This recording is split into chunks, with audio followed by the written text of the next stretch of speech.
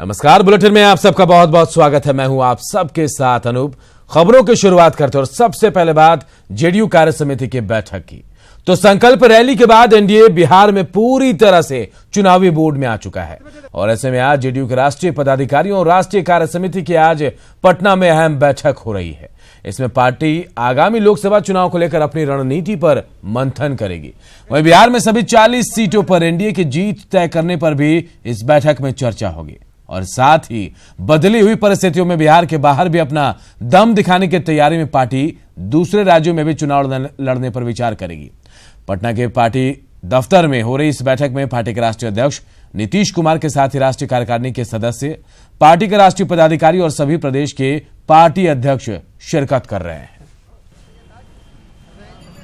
संदर्भों की चर्चा होगी नेशनल एग्जीक्यूटिव की बैठक में। अन्य किन किन राज्यों में क्या स्थिति है उसके अनुसार आकलन किए जाएंगे। इसके अलावा नीति तय की जाएगी। कुछ मुद्दे में हम लोगों के अलग व्यूज हैं जो पार्टी का पहले से स्टैंड है, उस मामले में कोई कॉम्प्रोमाइज नहीं होगा। वो हम लोग अपनी बात रखते रहे, लेकिन एनडीए में जब है तो मिलजुल के काम करना पड़ता है। नहीं, वो तो तय हो चुका है सीट का।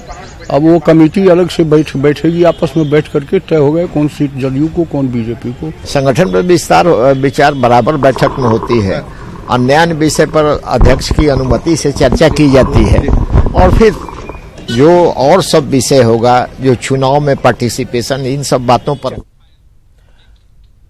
और हमारे सहयोगी आनंद अमृतराज इस बैठक पर लगातार नजर बनाए हुए हैं। सीधे आनंद से जुड़ते हैं। आनंद, कितना अहम माना जाए इस बैठक को, क्योंकि एक तरफ यह कहा जा रहा है कि 40 सीट बिहार की जीत कर देना है, तो वहीं कहीं ना कहीं प्रदेश के बाहर भी चुनाव लड़ने की तैयारी की जा रही है।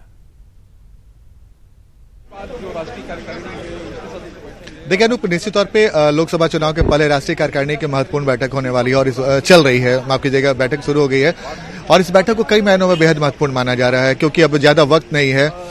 पार्टी संगठन को मजबूत करने की जो कवायद थी लगभग वो पूरी हो चुकी है और पार्टी में और कैसे जान फूंका जाए, कार्यकर्ताओं को जमीनी स्तर पर कैसे तैयार किया जाए, उन तमाम मुद्दों पर भी चर्चा होगी। इसके अलावा लोकसभा चुनाव में क्या रणनीति रहेगी, जेडीयू के साथ साथ एनडीए के लिए क्या रणनीति बनानी है, उन तमाम मुद्दों पर बातचीत होगी। इसके अलावा जो 17 सीट पर उम्मीदवार उतारना है जेडीयू का, उस पर भी बैठक में चर्चा होगी। इसके अलावा एनडीए को, चूंकि नीतीश कुमार ने कल नरेंद्र मोदी के सामने मंच पर संकल्प रैली में बोला था कि एनडीए को बिहार में 40 में 40 सीट मिलेगा, तो नीतीश कुमार ने ये बयान दिया है तो उनके पार्टी के ऊपर बड़ी जिम्मेवारी होती है कि चूंकि उनके नेतृत्व में ये चुनाव होने वाला है बिहार में। नरेंद्र मोदी के चेहरे पर जरूर चुनाव होगा, लेकिन बिहार में नीतीश कुमार का चेहरा सबसे बड़ा बताया जाता है।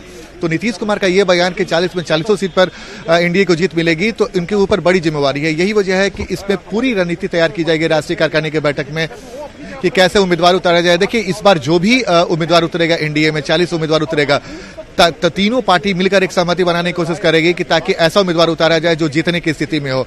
और यही वजह है कि जेडीयू राष्ट्रीय कार्यकारिणी की बैठक में इस पर भी चर्चा हो सकती है। इसके अलावा कुछ ऐसे महत्वपूर्ण मुद्दों पर भी चर्चा होने की संभावना है। पुलवामा की घटना के बाद जो सर्जिकल स्ट्राइक हुआ है, उसको लेके जनता के बीच में जो भावना है, उसे कैसे चुनाव में एक तरीके से अगर बोलिएगा अनूप भंजाने की कोशिश की जाएगी। इसके अलावा और क्या रणनीति रहने वाली है, तमाम मुद्दों पर चर्चा होगी। आनंद, ये कहा जा रहा है कि बिहार से बाहर भी पार्टी चुनाव लड़ सकती है और अगर बिहार के बाहर पार्टी की बात करें तो कौन कौन से वो स्टेट है जहां जेडीयू चुनाव लड़ सकती है? देखिए, झारखंड में कुछ दिन पहले आपको याद होगा कि झारखंड में जो जेडीयू के प्रदेश अध्यक्ष उन्होंने कहा था कि झारखंड में भी पार्टी चुनाव लड़ेगी। लक्षद्वीप में नीतीश कुमार ने ही घोषणा किया था कि लक्षद्वीप में एक सीट पर जेडीयू अपने उम्मीदवार उतारेगी। इसके अलावा पार्टी की नजरें यूपी पर भी टिकी हुई है। इसके अलावा दूसरे वैसे राज्यों पर भी टिकी हुई है जहां पे जेडीयू ने हाल में अपना संगठन विस्तार करने की कोशिश की है। तो जेडीयू की कोशिश है, नीतीश कुमार की कोशिश इस बात पे लगे रहता है कि जेडीयू का विस्तारीकरण कैसे हो।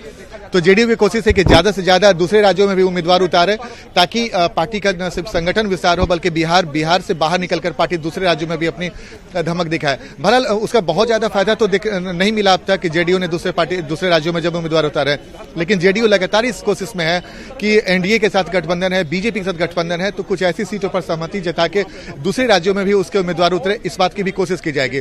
तो जेडीयू ने अगर हम गठबंधन की बात करें, अगर एनडीए में जेडीयू और बीजेपी के साथ गठबंधन है तो क्या ये अपने प्रदेश के बाहर भी काम करेगा? क्योंकि तमाम जगहों पर जहां बातचीत की जा रही है कि जहां चुनाव जेडीयू के उम्मीदवार लड़ सकते हैं, वहां ये गठबंधन काम करेगा या फिर वहां अलग अलग कैंडिडेट बीजेपी और जेडीयू के आएंगे?